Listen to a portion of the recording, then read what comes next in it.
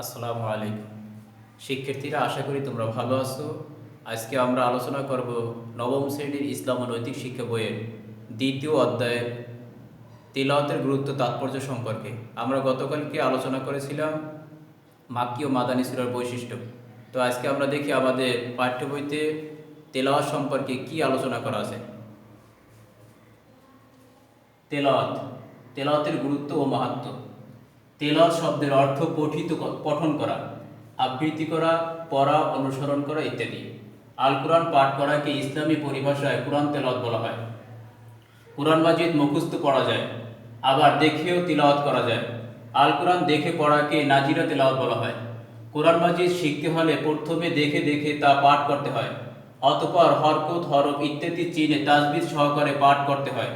আমরা অনেকেই পুরো কোরআন মাজিদ মুখস্থ করতে পারিনি, সুতরাং আমরা নিয়মিত দেখে দেখে তাজবিদ সহ আল কোরআন তিলাওয়াত করব। এভাবে দেখে দেখে কোরআন তেলাওয়াত করা উত্তম কাজ, এতে অনেক নেকি বা সওয়াব পাওয়া যায়। আল কোরআন মহান আল্লাহর পবিত্র বাণী, এটি মানুষের প্রতি আল্লাহ তাআলার এক বিশেষ নিয়ামত। এটি হলো পূর্ণাঙ্গ জ্ঞান ভান্ডার। এতে যেমন তাওহীদ, রিসালাত, আখিরাত, ইবাদত ইত্যাদি বিষয়ে বর্ণনা রয়েছে, তেমনি পার্থিব জীবনে প্রয়োজনীয় নানা জ্ঞান বিজ্ঞানের সুস্পষ্ট ইঙ্গিত ও নির্দেশনা রয়েছে। এজন্য একজন ফরাসি পণ্ডিত যথার্থই বলেছেন, কোরআন বিজ্ঞানীদের জন্য একটি বিজ্ঞান সংস্থা, ভাষাবিদদের জন্য এক শব্দকোষ, বৈয়াকরণের জন্য এক ব্যাকরণ গ্রন্থ এবং বিধানের জন্য একটি বিশ্বকোষ। সুতরাং হালকাভাবে আল কোরআন পাঠ করলে চলবে না, বরং একে খুবই গুরুত্বের সাথে তেলাওয়াত করতে হবে। এর মর্যাদা ও তাৎপর্য উপলব্ধি করতে হবে। এতে বর্ণিত বিষয়াদি সম্পর্কে গভীরভাবে চিন্তা গবেষণা করতে হবে। তাহলে আমরা আল কোরআনের জ্ঞান ও শিক্ষা আয়ত্ত করতে পারব। আল্লাহ তাআলা চিন্তা গবেষণা সহকারে কোরআন তেলাওয়াতে নির্দেশ দিয়েছেন। তিনি বলেন, তবে কি তারা কোরআন সম্বন্ধে অভিনিবেশ সহকারে চিন্তা করে না? না, তাদের অন্তর তালাবদ্ধ। অন্য আয়াতে আল্লাহ তাআলা বলেন, এটি কল্যাণময় কিতাব যা আমি আপনার প্রতি নাজিল করেছি, যাতে মানুষ এর আয়াতসমূহ অনুধাবন করে এবং বোধ শক্তি সম্পন্ন ব্যক্তিগণ উপদেশ গ্রহণ করে। তাহলে আমরা যে বিষয়টা জানলাম যে কোরআন শুধু অধ্যয়নের জন্য আসে না, দেখে দেখে পড়ার জন্য আসে না, এটার ভিতরে আমাদের জীবন পরিচালনার যে দিক নির্দেশনা আছে সেগুলি আমাদেরকে চিন্তা গবেষণা করতে হবে এবং সে অনুযায়ী আমাদের জীবন পরিচালনা করতে হবে। আল্লাহ তাআলা আরো বলেন, ওয়ালাকাদ ইয়াসসারনাল কুরআনা লিযিকরি ফাহাল মিন মুদ্দাকির। নিশ্চয় আমি কোরআনকে উপদেশ গ্রহণের জন্য সহজ করে দিয়েছি, অতএব কোনো উপদেশ গ্রহণকারী আছে কি? অতএব বুঝে শুনে ও চিন্তা গবেষণা সহকারে কোরআন পড়া উচিত। এভাবে তেলাওয়াত করলে আল কোরআন শিক্ষা ও উপদেশ অনুধাবন করা যায়। তাহলে আমরা যেটা পেলাম যে কোরআন বুঝে শুনে যদি তেলাওয়াত করা হয়, তাহলে অবশ্যই আমাদের জন্য যে জীবন বিধান, সেটা আমরা জীবন চলার পদ্ধতি সে সম্পর্কে আমরা পুরোপুরি অবহিত হতে পারবো। চিন্তা গবেষণার পাশাপাশি আল কোরআন সহি শুদ্ধ ও সুন্দরভাবে পাঠ করাও অত্যাবশ্যক। কোরআন মাজিদ ভুল ও অসুন্দর সুরে তেলাওয়াত করলে গুনাহ হয়। অশুদ্ধ ও অসুন্দর রূপে কোরআন তেলাওয়াত করলে নামাজ শুদ্ধ হয় না। শুদ্ধ ও সুন্দর রূপে কোরআন তেলাওয়াত করার নিয়মকে তাজবিদ বলা হয়। পূর্ববর্তী শ্রেণীসমূহে আমরা তাজবিদের নানা নিয়মকানুন জেনে এসেছি। তাজবিদ সহ কোরআন তেলাওয়াতের সম্পর্কে আল্লাহ তাআলা নির্দেশ রয়েছে। তিনি বলেন, ওয়ারাত্তিলিল কুরআনা তারতিলা।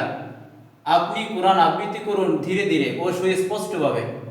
সুন্দর সুরে কোরআন তেলাওয়াত প্রসঙ্গে রাসূল সাল্লাল্লাহু আলাইহি ওয়াসাল্লাম বলেন, লাইসা মিন্না মান লাম ইয়াতাগান্না বিল কুরআন। যে ব্যক্তি সুরলিত কণ্ঠে কোরআন তেলাওয়াত করে না, সে আমার দলভুক্ত নয়। রাসূল সাল্লাল্লাহু আলাইহি ওয়াসাল্লাম এই নীতির উপর প্রতিষ্ঠিত নয়। বস্তুত রাসূল সাল্লাল্লাহু আলাইহি ওয়াসাল্লাম অত্যন্ত সুন্দর ও মধুর স্বরে তাসবিহ সহকারে কোরআন তেলাওয়াত করতেন। আমরাও শুদ্ধ ও সুন্দর রূপে কোরআন তেলাওয়াত করতে চেষ্টা করব। কোরআন তেলাওয়াতের ফজিলত অত্যন্ত বেশি। এর প্রতিটি হরফ তেলাওয়াতকেই নেকি পাওয়া যায়। নবী করিম সাল্লাল্লাহু আলাইহি ওয়াসাল্লাম বলেন,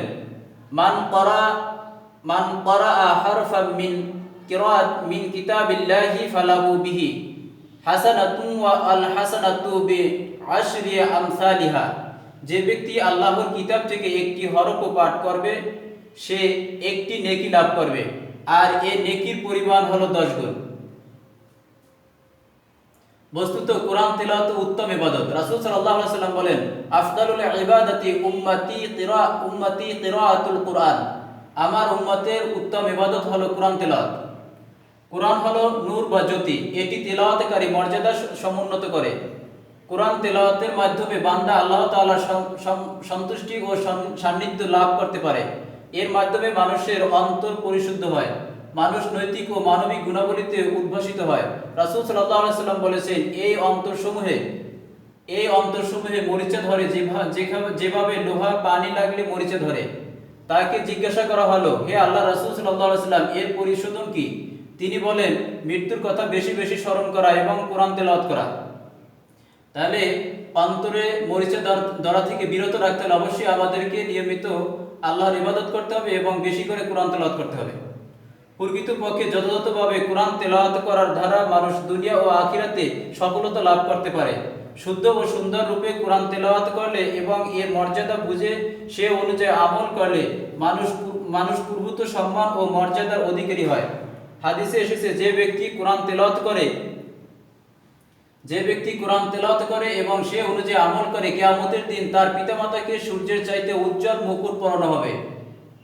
অতএব আমরা কোরআন তেলাওয়াতে যত্নবান হব। এখন আমরা জানবো শানে নজুল সম্পর্কে। শান শব্দের অর্থ অবস্থা, মর্যাদা, কারণ, ঘটনা, পটভূমি ইত্যাদি। আর নজুল শব্দের অর্থ অবতরণ। অতএব শানে নজুল অর্থ অবতরণের কারণ বা পটভূমি। ইসলামী পরিভাষায় আল কোরআনে সূরা বা আয়াত নাজিলের কারণ বা পটভূমিকে শানে নজুল বলা হয়। একে শব্বে নজুলও বলা হয়। আল কোরআন মুহাম্মদ সাল্লাল্লাহু আলাইহি ওয়াসাল্লাম এর প্রতি একসাথে নাজিল হয়নি, বরং নানা প্রয়োজন উপলক্ষে দীর্ঘ 23 বছরে অল্প অল্প করে নাজিল হয়েছে। কোনো ঘটনার বিধান বর্ণনা কিংবা কোনো সমস্যার সমাধানে আল কোরআনে অংশবিশেষ নাজিল হতো। যে ঘটনা বা অবস্থাকে কেন্দ্র করে আল কোরআনের আয়াত বা সূরা নাজিল হতো, সেই ঘটনা বা অবস্থাকে ওই সূরা বা আয়াতের শানে নজুল বলা হয়। যেমন রাসূল সাল্লাল্লাহু আলাইহি ওয়াসাল্লাম এর শিশুপুত্র ইন্তেকাল করলে কাফিররা তাকে আবতার বা নির্বংশ বলে ঠাট্টা বিদ্রুপ করতে লাগলো। এই পরিপ্রেক্ষিতে আল্লাহ তাআলা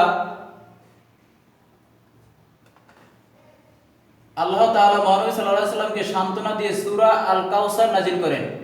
অতএব মহানবী সাল্লাল্লাহু আলাইহি ওয়াসাল্লাম এর প্রতি কাফিরদের উপহাস করার ঘটনাটি সূরা আল কাউসারের শানে নজুল হিসেবে পরিচিত। শানে নজুল জানার উপকারিতা অনেক। এর মাধ্যমে উল্লেখযোগ্য হলো, এর দ্বারা শরীয়তের বিধান পরিবর্তনের রহস্য জানা যায়, আয়াতের অর্থ, উদ্দেশ্য ও সঠিক মর্মার্থ অবগত হওয়া যায়। তাহলে আমরা জানলাম যে কোরআন অবশ্যই তেলাওয়াত করতে হলে এর অর্থ বুঝতে হবে এবং তাতে আল্লাহ কি বলেছেন সে সম্পর্কে জানতে হবে। আর সে আয়াতগুলি কোন প্রেক্ষাপটে নাজিল হয়েছে সেটা আমাদেরকে অনুধাবন করতে হবে, জেনে নিতে হবে। অর্থ ও পটভূমি সহ কোরআনের কতিপয় সূরা। তো আমরা এখন পবিত্র কোরআন থেকে সূরা আশ-শামস দেখব, এই সম্পর্কে কি বলা আছে এবং সূরা শামস তিলাওয়াত করব। সূরা আশ-শামস মক্কি সূরা অন্তর্গত। এর আয়াত সংখ্যা 15টি। এই সূরার প্রথম শব্দ শামস থেকে এর নামকরণ করা হয়েছে, আশ-শামস। এটি আল কোরআনের 91তম সূরা। আমরা আগে সূরাটা তেলাওয়াত করে নেব।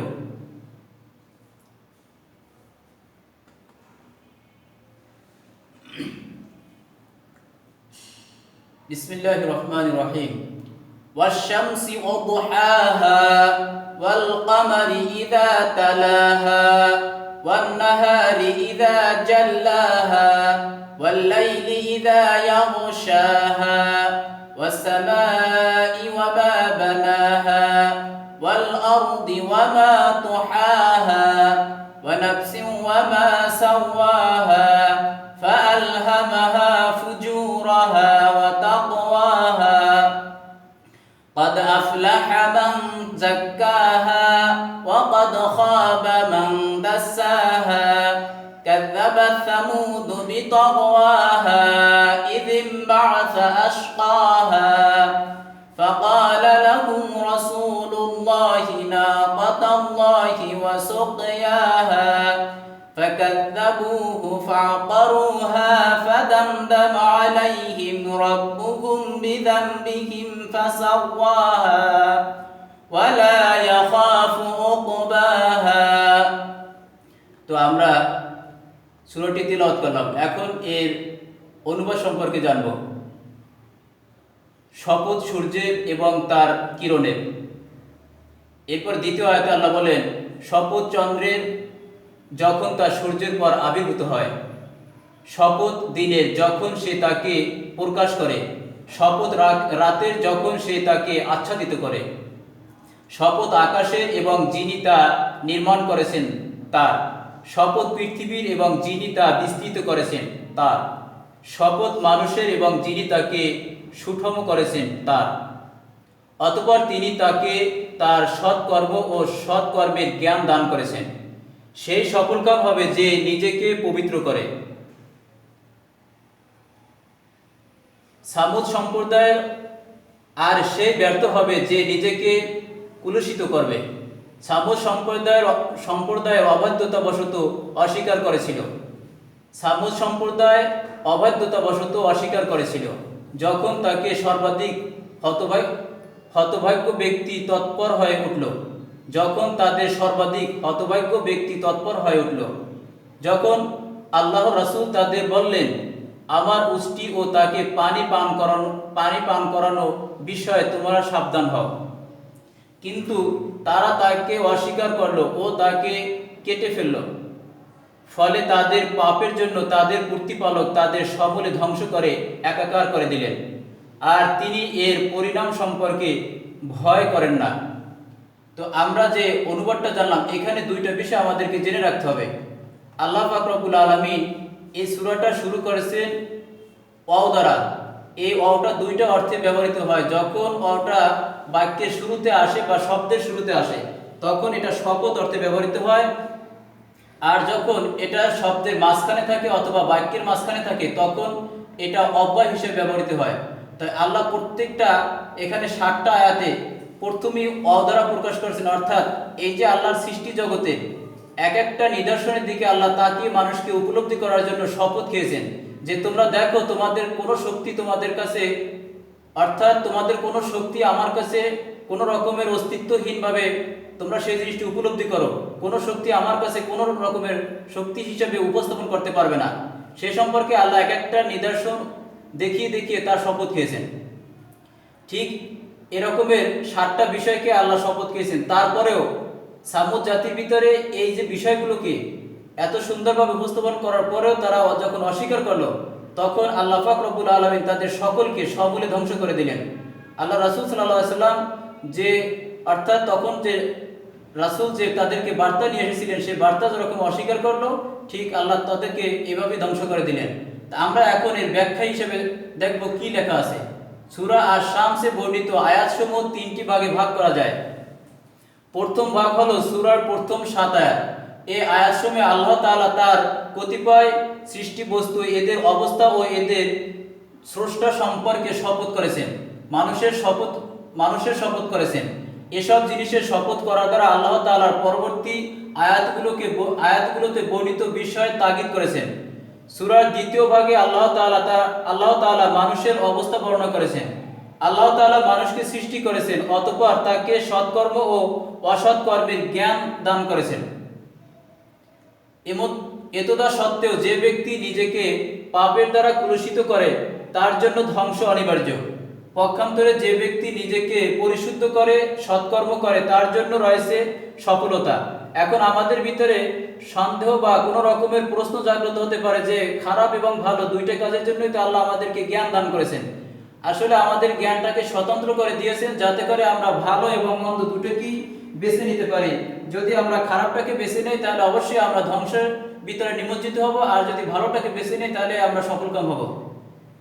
সূরার শেষ ভাগে আল্লাহ তাআলা সামুদ সম্প্রদায়ের উদাহরণের মাধ্যমে মানুষের ব্যর্থতার বিষয়টি বর্ণনা করেছেন।